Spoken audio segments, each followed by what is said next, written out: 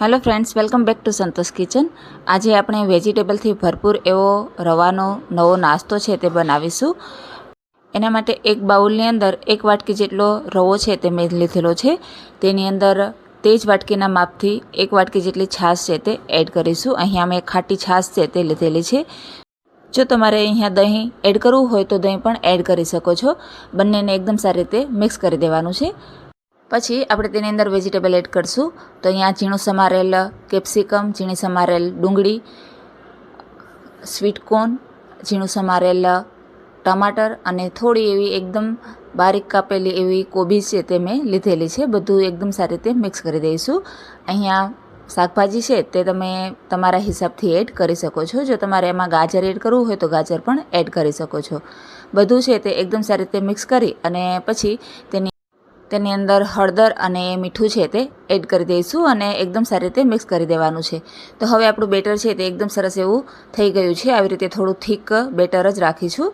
પછી તેની અંદર ઈનો છે તે એડ કરવાનો છે। થોડું એવું પાણી એડ કરી અને ઈનોને એક્ટિવેટ કરી દઈશું અને એક જ ડાયરેક્શનની અંદર આવી રીતે હલાવવાનું છે। ઈનો છે તે ફટાફટ એક્ટિવેટ થઈ જતો હોય એટલે આપણે આ પ્રોસેસ એકદમ ફટાફટ કરવાની છે। પછી અપમ પેન છે તેની અંદર આપણે થોડું એવું તેલ છે તે એડ કરી દઈશું। બધા જ બોલની અંદર આપણે તૈયાર કરેલું બેટર છે તે એડ કરી દેવાનું છે।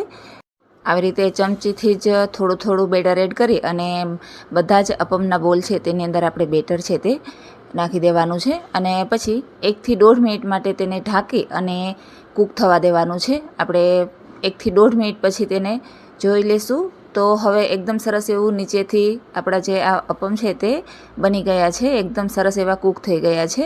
થોડા એવા ગોલ્ડન બ્રાઉન કલરના થાય એટલે બધા જ અપમ છે તેને આવી રીતે આપણે પલટાવી લઈશું। એકદમ ઇઝીલી પલટી જશે। પછી ફરીથી 1 થી 1.5 મિનિટ માટે આપણે તેને કૂક કરવાના છે।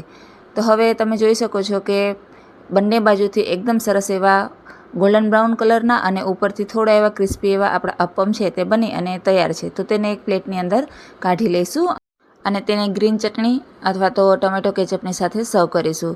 તો આપણા સરસ મજાના રવાના અપમ છે તે બની અને તૈયાર થઈ ગયા છે। ઉપરથી થોડા એવા ક્રિસ્પી અને અંદરથી એકદમ સોફ્ટ એવા આપણા અપમ છે તે તૈયાર છે। તો તમે પણ આ રેસીપી છે તે એક વખત જરૂરથી ટ્રાય કરજો અને જો વિડીયો પસંદ આવ્યો હોય તો વિડીયોને લાઇક કરજો, શેર કરજો અને મારા ચેનલને સબસ્ક્રાઈબ